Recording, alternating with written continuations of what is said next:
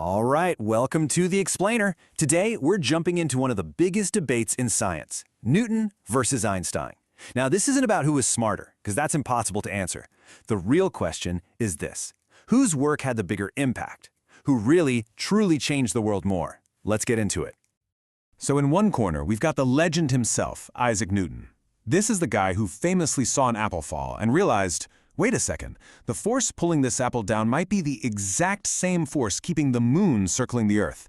That idea? It was revolutionary. It gave us this vision of a perfect, predictable, clockwork universe, all running on a few beautiful universal laws. And in the other corner, Albert Einstein. Now, Einstein didn't just, add a new chapter to Newton's rulebook. Oh no, he threw the whole book out and rewrote the entire language of reality. He looked at that fixed, predictable stage that Newton built, space and time, and said, actually, that stage isn't fixed at all. He showed us it's a dynamic, stretchy fabric, a spacetime that can bend and warp. I mean, nobody saw that coming. So, just to be super clear here, we're not trying to figure out who had a higher IQ. That's a pointless question, right? What we are trying to figure out is something much more tangible. Whose ideas, when all is said and done, had the deeper, more lasting impact on, well, everything. On science, on society, on how we see ourselves in the universe. Okay, so to make this fair, we're going to structure this like a good old-fashioned face-off. We're going to pit these two giants against each other in 3 rounds, looking at their legacies from a few different angles to see how they really compare. So here's how we're going to score this thing. First up, round 1 is all about predictive power. Basically, whose math was better at telling the future of the universe? Then, in round 2, we'll look at technological impact. Where do their ideas actually pop up in our everyday lives? And for the final round, round 3, we're talking philosophical shockwaves. Who really blew our minds and changed how we think about reality itself? All right, let's dive right into round 1, predictive power. This is all about the raw mathematical ability of their theories to predict what's going to happen. You could say we're asking, who was the ultimate cosmic fortune teller? Newton's laws weren't just powerful, they were like a scientific superpower. I mean, they were so incredibly precise that Edmund Halley used them to predict the exact year his comet would return. And then, get this, decades later, astronomers noticed the planet Uranus is kind of wobbling in its orbit. So they plug it into Newton's equations, and the math basically screams there's another planet out there pulling on it. They point their telescopes where the math told them to look, and boom, there's Neptune. Unbelievable. But then you have Einstein and his predictions. They were just on another plane of reality. First, he solved a little puzzle that had stumped Newton's physics for decades, a tiny wobble in Mercury's orbit. But then he made these wild predictions that sounded like pure science fiction. He said that the sun's massive gravity would literally bend light from distant stars. And sure enough, during a solar eclipse, they checked, and he was right. He even predicted ripples in the fabric of spacetime itself, gravitational waves. It took us 100 years and billion-dollar detectors, but we found those too. Okay, so how do we score this round? This is a tough one. It really feels like a split decision. When you think about sheer breadth, covering pretty much everything we experience in our normal lives, you got to give it to Newton. But when it comes to depth, peering into the most extreme, bizarre corners of the universe, the point has to go to Einstein. So after round 1, it's a draw. We're all tied up. All right, on to round 2. Let's bring all this high-level physics down to Earth a bit. The question here is simple. How do their big ideas actually affect the technology we use every single day? And let's be real. The world we live in is, for the most part, a Newtonian empire.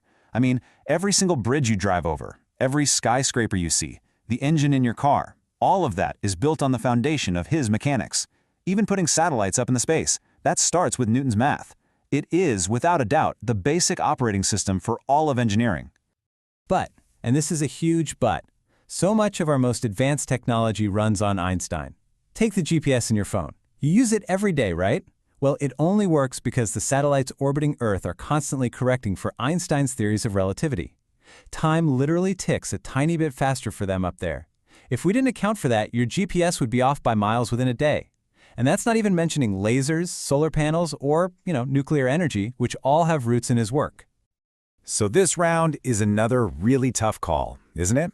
On one hand, you have Newton's massive physical footprint on our world, the infrastructure we can see and touch.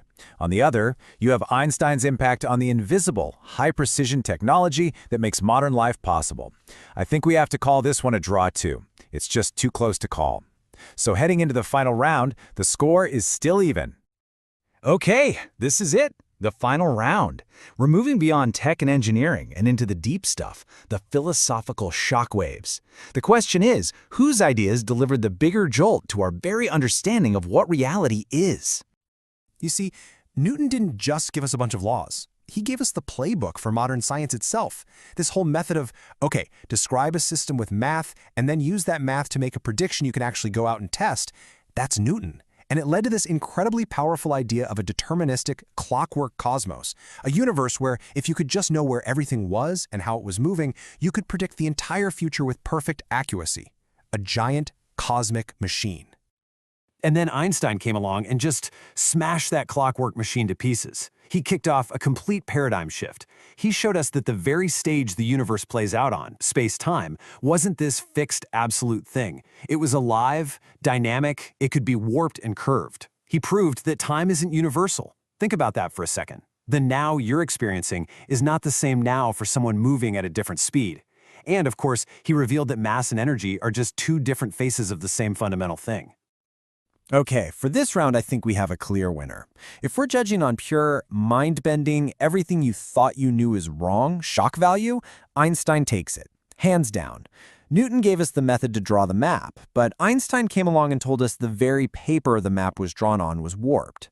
He didn't just refine our picture of reality, he completely shattered it and gave us a new one. So, the face-off is done. But let's take a step back from the competition for a moment. How does modern physics actually see these two? Is one right and one wrong? What's the real relationship between their worldviews? This is probably the single most important thing to understand in this whole discussion. It is so tempting to say that Einstein proved Newton was wrong, but that's just not how science really works. It's not the right way to think about it at all. What this really shows is a beautiful idea in science called domains of validity. Here's a great way to think about it. Imagine Newton gave us a perfect, incredibly detailed street map of our city. For getting around town, it's all you'll ever need. It's not wrong, it's just limited. But Einstein gave us the entire globe.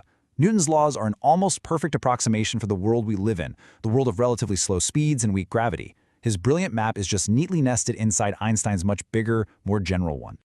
So even today, Newton is the absolute workhorse of physics. We use his equations to send probes to Mars, to build bridges, even to figure out the perfect arc for a basketball shot. But Einstein, he provides the fundamental operating system for the entire cosmos.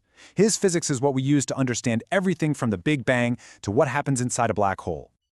Okay, so after all of that, where does that leave us? What's the final takeaway? Who really changed the world more? You know, the real verdict isn't about picking a winner. It's about understanding their different and totally complementary roles. You could say Newton was the ultimate builder. He handed us the blueprints we needed to construct modern civilization. But Einstein? He was the ultimate explorer. He didn't give us blueprints for building things. He gave us a completely new map of reality itself, one where space, time, and gravity were things no one had ever dreamed of. So in the end, maybe the true winner isn't Newton or Einstein. Maybe the real winner is the method they both perfected. This incredible process of having a bold idea, expressing it with the beautiful clarity of math, and then, and this is the crucial part, ruthlessly testing it against what the real world tells you. That was the engine that drove both of them. And it's the same engine that keeps pushing us forward today, always looking for that next, even deeper understanding of our amazing universe.